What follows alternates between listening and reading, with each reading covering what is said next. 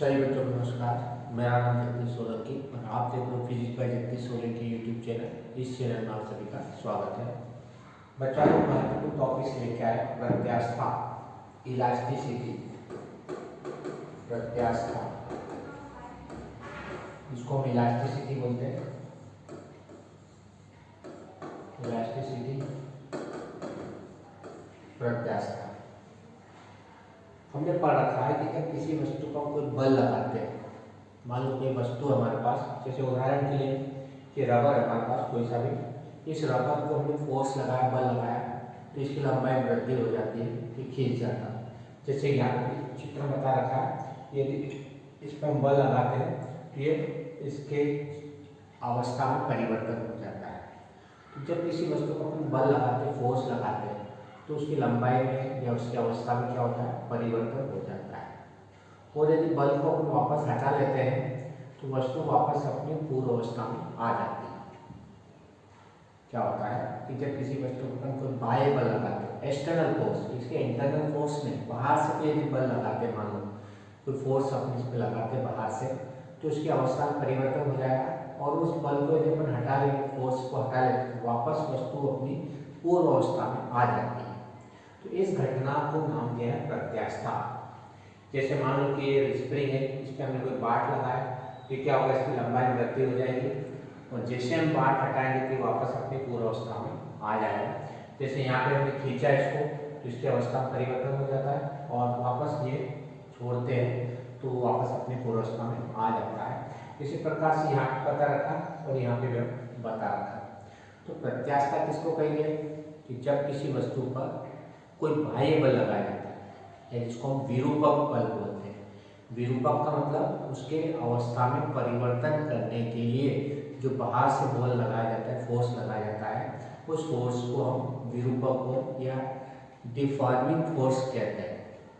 तो जब भी किसी वस्तु पर कोई बाह्य बल लगाते हैं तो वस्तु की अवस्था में परिवर्तन हो जाता है और जब उस बल को उस वस्तु पर से हटा लिया जाता है तो वस्तु वापस अपनी पूर्व अवस्था में आ जाती है। तो इस घटना को हम बोलते हैं प्रत्यास्था या इलास्टिसिटी। अब प्रत्यास्था क्या होती है, यहाँ डेफिनेशन दे रखी है कि पदार्थ का अभाव, जब किसी वस्तु को हम कोई बाह्य बल लगाते हैं तो उसकी अवस्था में परिवर्तन हो जाता है और यदि बल हटा लेते हैं तो वस्तु वापस अपनी पूर्व अवस्था में आ जाती है, तो वो गुण प्रत्यास्था कहलाएगा। और इस प्रकार की जो वस्तु होती है उस वस्तु को हम क्या बोलते हैं, प्रत्यास्थ वस्तु या इलास्टिक बॉडी बोलते हैं उसको। और इसका एग्जाम्पल हम दे सकते हैं, चांदी है, सोना है, चांदी, तांबा है, स्प्रिंग, इनके स्प्रिंग बनाते हैं और उस पर फोर्स लगाते हैं, क्या होता है, वो वापस अपनी पूर्व अवस्था में आ जाते हैं। जैसे रबर में क्या एक तरह से इलास्टिक ही होता है, इस पर फोर्स लगाया कि अब वापस अपनी पूर्व अवस्था में आ जाएगा फोर्स हटाने के बाद। तो जिस वस्तु पर हम बल लगाते हैं बाहर से, उस बल को हम विरूपक बल बोलते हैं। ध्यान रखना, उसके आकार में परिवर्तन करने के लिए जो बल लगाया जाता है या अवस्था में परिवर्तन करने के लिए बल लगाया जाता है बाहर से, उसको हम बोलते हैं बाह्य विरूपक बल कहते हैं। ये जो प्रत्यास्था का गुणधर्म होता है एक लिमिट तक ही होगा, ऐसा नहीं है कि उसमें चाहे जितना बल लगा दो तो वस्तु वापस अपनी पूर्व अवस्था में आ जाएगी। तो उसकी एक सीमा होती है।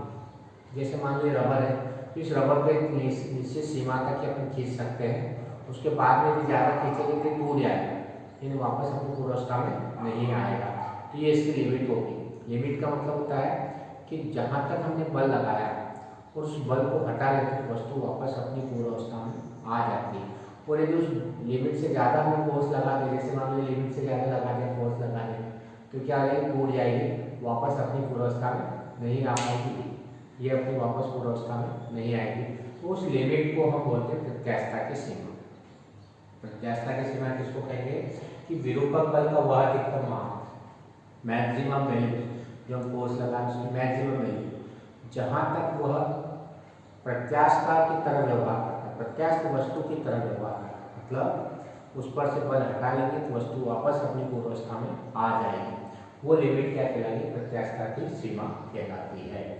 यानी विरूपक बल का वह मान, अधिकतम मान कह सकते हैं, जहाँ तक वस्तु प्रत्यास्था का गुण प्रदर्शित करती है, यानी उसको छोड़ेंगे तो वापस अपनी पूर्वावस्था में आ जाएगा। वो जो लिमिट होगी उस लिमिट को प्रत्यास्थता की सीमा कहते हैं। दूसरे प्रकार की वस्तु होती है प्लास्टिक वस्तुएं। प्लास्टिक वस्तु किसको कहते हैं कि यदि किसी वस्तु को हमने बल लगाया है और उस बल को विरूपक बल बोलते हैं, जो बाहर से बल लगाया जाता है, उस विरूपक बल हमने किसी वस्तु पर लगाया और यदि हमने बल लगाने के बाद यदि उस बल को हटा लेते उस वस्तु पर से, तो वस्तु अपनी पूर्व अवस्था में नहीं पहुंच पाती, मतलब वहीं वहीं रह जाती है। जैसे गीली मिट्टी को हम खींचेंगे और छोड़ेंगे तो वापस अपनी पूर्व अवस्था में नहीं आएंगे। या साबुन है, गीली मिट्टी है, प्लास्टोसीन है, ऐसे बहुत सारे पदार्थ होते हैं जिस पर यदि अपन बल लगाते हैं विरूपक बल, यानी उसके आकार में परिवर्तन करने के लिए या उसके कह सकते हैं साइज में परिवर्तन करने के लिए जो बल लगाते हैं, वो बल को यदि हटा लेते हैं, फोर्स को यदि उस पर से रिमूव कर देते हैं, हटा लेते हैं, तो वस्तु वापस अपनी इनिशियल पोजीशन प्रारंभिक अवस्था में नहीं जा पाती है, यानी वहीं वहीं रह जाती है, यानी उसमें स्थायी परिवर्तन हो जाता है। मतलब हमने बल लगाया और बल लगाने के बाद यदि बल को हम हटा लेंगे उस वस्तु पर से, तो वस्तु वहीं रुक जाएगी, मतलब वापस अपनी पूर्वावस्था में नहीं आ पाती है। तो ये वस्तु का ये जो गुण होता है उस गुण को हम बोलते हैं प्लास्टिक। और एक होता है भंगुर। भंगुर का मतलब ये होता है कि यदि किसी वस्तु में बल लगाया है और बल लगाने पर उसके टुकड़े टुकड़े हो जाते हैं, तो ऐसी वस्तुओं को हम भंगुर बोलते हैं।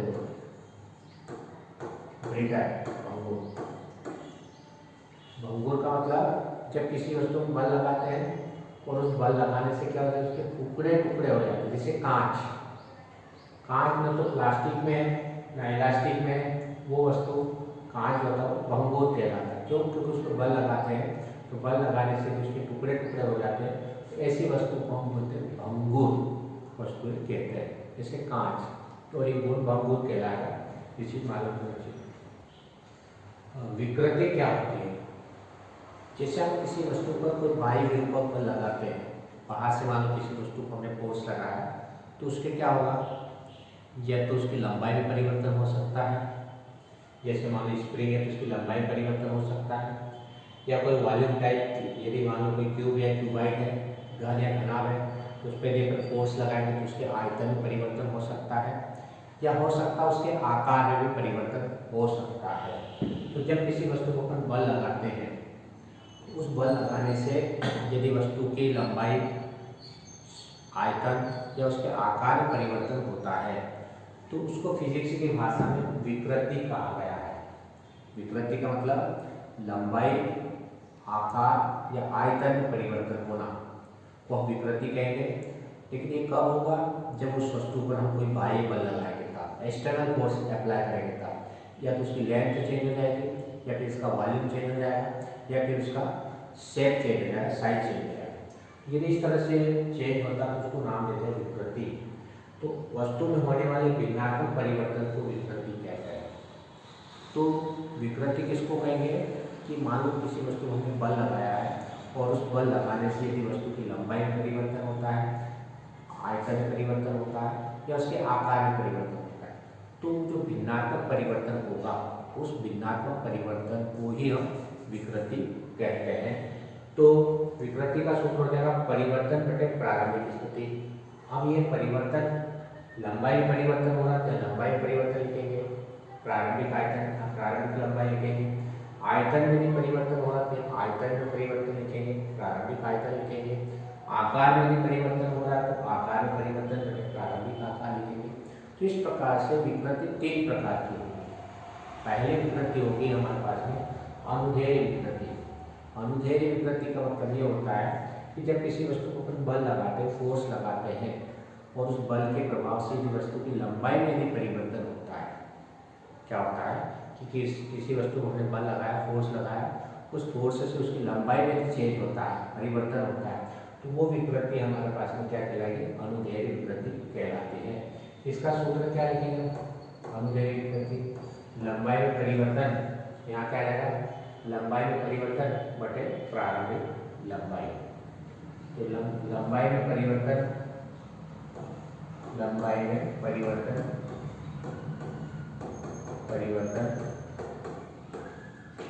बटे प्रारंभिक लंबाई, ये इसका सूत्र हो जाएगा। लंबाई में परिवर्तन को हम स्मॉल एल से प्रदर्शित करते हैं और प्रारंभिक लंबाई को हम कैपिटल एल से प्रदर्शित करेंगे। तो जब भी हम लंबाई में परिवर्तन बटे प्रारंभिक लंबाई की बात करेंगे, लंबाई में परिवर्तन और प्रारंभिक लंबाई में परिवर्तन को एल से प्रदर्शित करेंगे, प्रारंभिक लंबाई को कैपिटल एल से प्रदर्शित करते हैं। तो अनुदैर्घ्य विकृति का मतलब ये होता है कि लंबाई में परिवर्तन और प्रारंभिक लंबाई इन दोनों का अनुपात रेशो, इसका किसका, change in length upon initial length, इन दोनों का जो रेशो होगा, अनुपात होगा, लंबाई में परिवर्तन और प्रारंभिक लंबाई इन दोनों का जो अनुपात होता है, उस अनुपात को हम अनुदैर्घ्य विकृति कहते हैं। इसी प्रकार से आयतन विकृति क्या आ जाएगी, यदि किसी वस्तु को हमने बल लगाया और उस बल के प्रभाव से आयतन में परिवर्तन होता है, आयतन कम होता है या ज़्यादा होता है, जो परिवर्तन होता है, तो जो विकृति उत्पन्न होती है उस विकृति को हम आयतन विकृति कहते हैं। यदि आयतन में परिवर्तन होगा तो आयतन विकृति, लंबाई में परिवर्तन होता है उसको अनुदैर्घ्य विकृति कहते हैं। इसका सूत्र क्या है, आयतन परिवर्तन बटे प्रारंभिक आयतन, आयतन में परिवर्तन अपान में प्रारंभिक आयतन, ये इसका सूत्र होगा, ये आयतन विकृति कहलाएगी। तो आयतन में परिवर्तन और प्रारंभिक आयतन इन दोनों का जो अनुपात होता है, उस अनुपात को आयतन विकृति या वॉल्यूम स्ट्रेन कहते हैं, change in volume upon initial volume.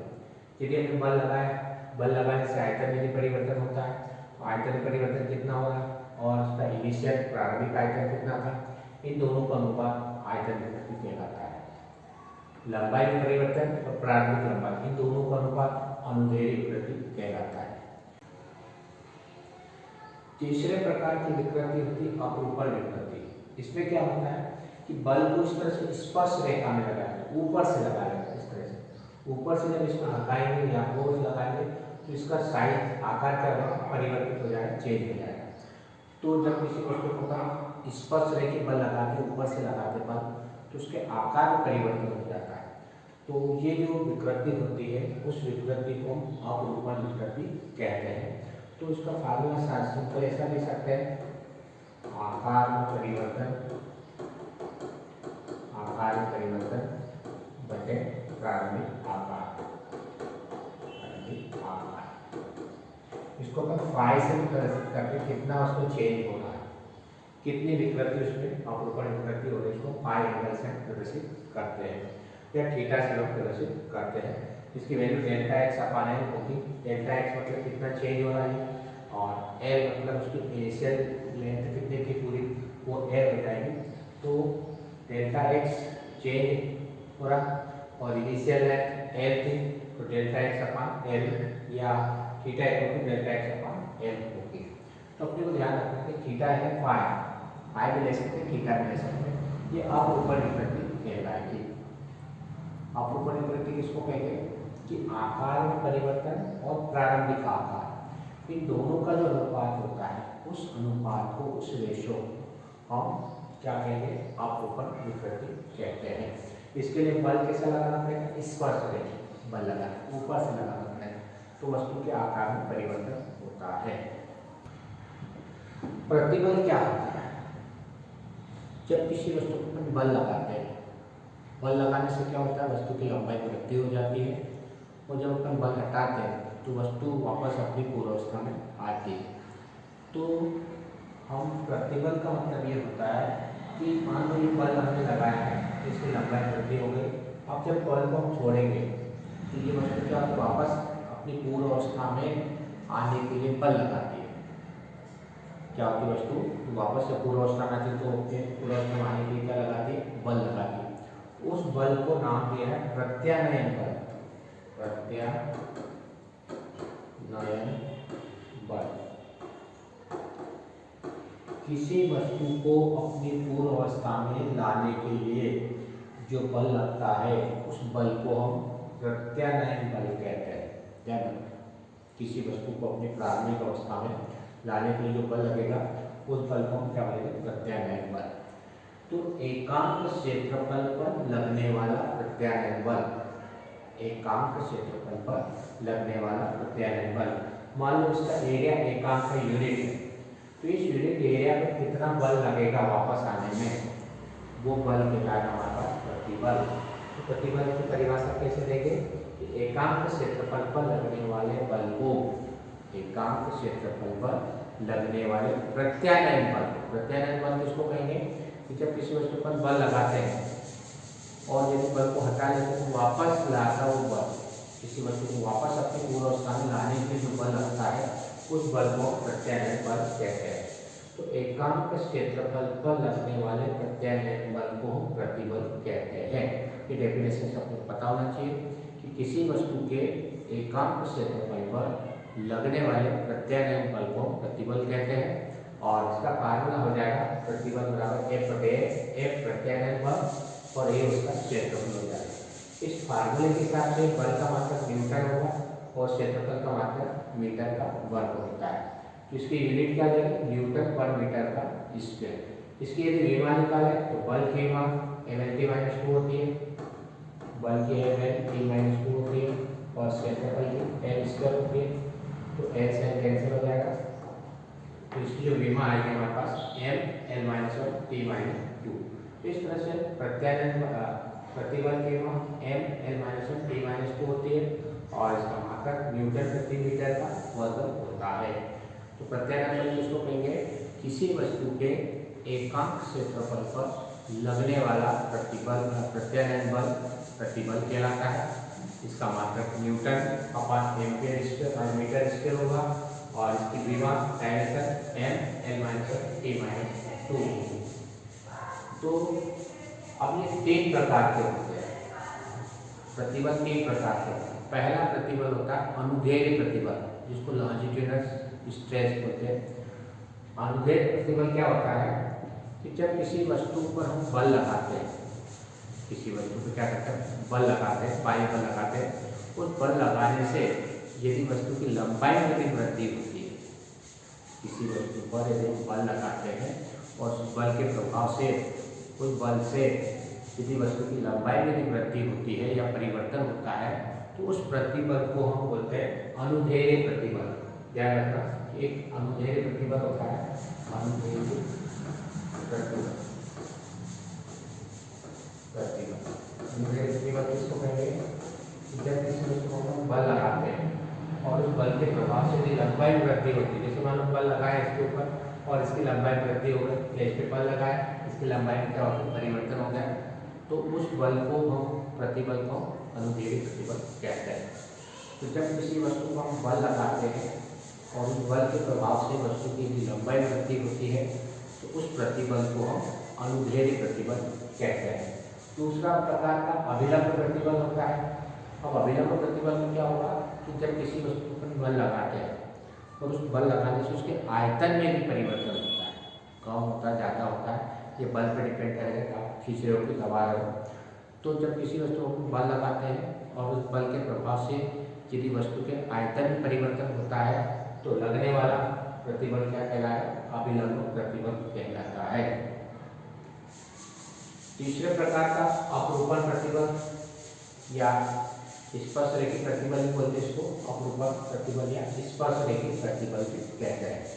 तो जब किसी वस्तु पर बल लगाते हैं और उस बल के प्रभाव से यदि वस्तु के आकार में भी परिवर्तन हो जाता है, बल लगाया और बल के प्रभाव से उसका क्या होगा, आकार चेंज हो जाता है, पहले ऐसा था, ये आगे खिसक गया, ऊपर का सीधा आगे खिसक गया।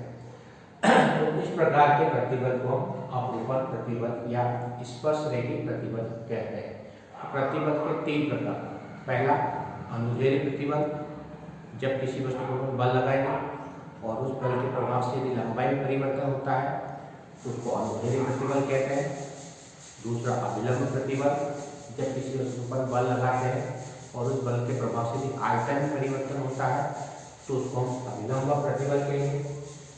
अपरूपण या स्पर्शरेखी प्रतिबल, जब किसी वस्तु को अपन बल लगाएंगे और उस बल के प्रभाव से यदि वस्तु के आकार में भी परिवर्तन होता है तो उसको हम कहते हैं अपरूपण या स्पर्शरेखी प्रतिबल कहते हैं।